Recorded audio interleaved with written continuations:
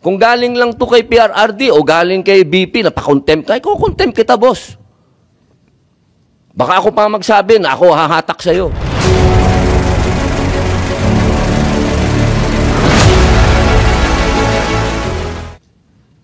Si Senator Robin nagtsatsaga rito, sabi niya magsasalita din daw siya. Okay lang. Okay. Thank you, Madam Chair. Maraming salamat po sa ating ginang tagapangulo at kay General Bato, Senator Bato. A'udhu billahi minasyaitanir rajim. Bismillahirrahmanirrahim. Alhamdulillah rabbil alamin. Bismillahi wassalatu wassalamu ala rasulillahi. Assalamualaikum warahmatullahi wabarakatuh. Magandang hapon po sa inyong lahat. Pasensya na po, ako po kasi may press con. Kailangan po akong makaalis kaagad. Gusto ko lamang pong iparating sa lahat na wala na po dito si Pangulong Rodrigo Roa Duterte. Ito pong mga pinag-uusapan natin, ito po ay pagsuporta lang namin kay Senator Amy.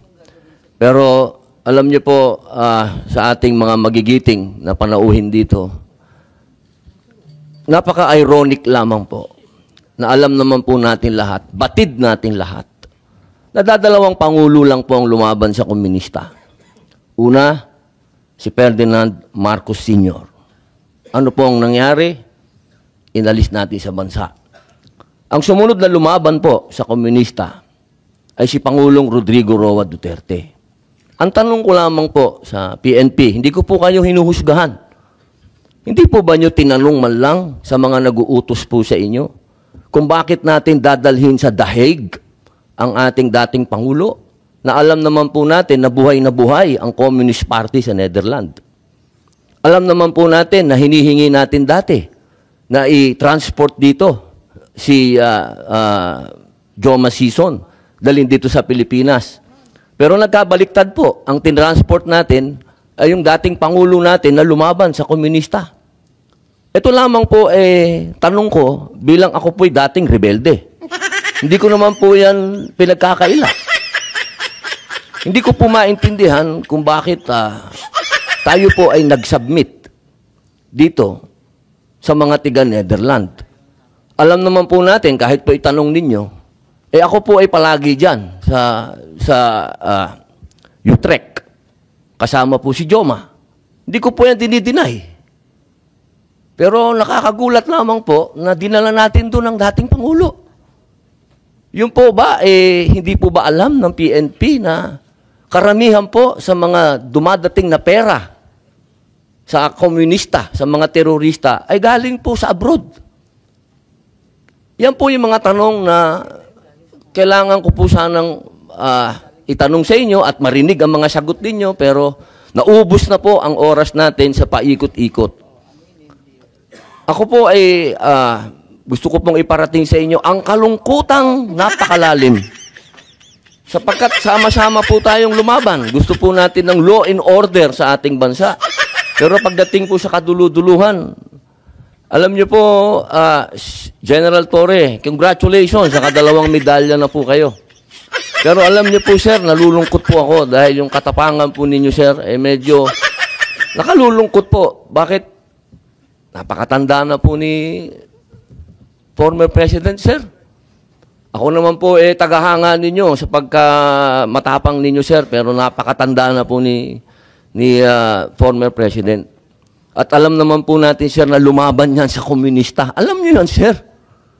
Sana naging konting ano lang po tayo ba? Binigyan naman natin ng konting kung paano natin tinitingnan yung mga medalya nyo. Hindi lang nalagyan ng medalya si Presidente, pero kung sa medalya mag-uusapan, tinulungan niya tayo laban sa mga terorista. Yun lamang po, sir. Sana napakasakit isipin. Ito pong bagay na ito, parang pati itong ambassador natin. Ano po ba talaga ang ito po ba talagang operation para may alis dito ang ating dating Pangulo? Kanino po ba? Kasi kami pinopuwersa kami lahat ng mga supporter ni Digong na i-contempt po kayo. Pero hindi po namin ginagawa. Sapagkat ang order Walang order sa amin na ipakontempt kayo. Kung galing lang to kay PRRD o galing kay BP na pakontempt kayo, kukontempt kita, boss. Baka ako pa magsabi na ako hahatak sa'yo. Pero hindi ko ginagawa, boss. Kasi walang order sa amin na gawin sa inyo yan. Ang natatandaan lang po namin na sinabi ni PRRD na malinaw na ginagawa ng pulis ang order sa kanila. Kaya po namin kayo nirirespeto, sir. Dahil yun ang sinabi ng boss namin. Yun ang sinabi ng chairman ng PDP. Na ginagawa lang ng pulis ang trabaho nila. Pero sana naman, sir, isipin din natin kung anong itinanim ni PRRD sa bansang ito. Nilabanan natin ng komunista. Talaga bang yan ba talaga ang kapalaran ng mga presidenteng lumalaban sa komunista? Isang in-exile, tas isang sinurrender? Ano ba po talaga itong bansa natin? Tayo po ba'y demokratiko talaga? Tayo po ba'y under control ng komunista? Yun lamang po. Maraming salamat po sa inyong lahat. Magandang hapon.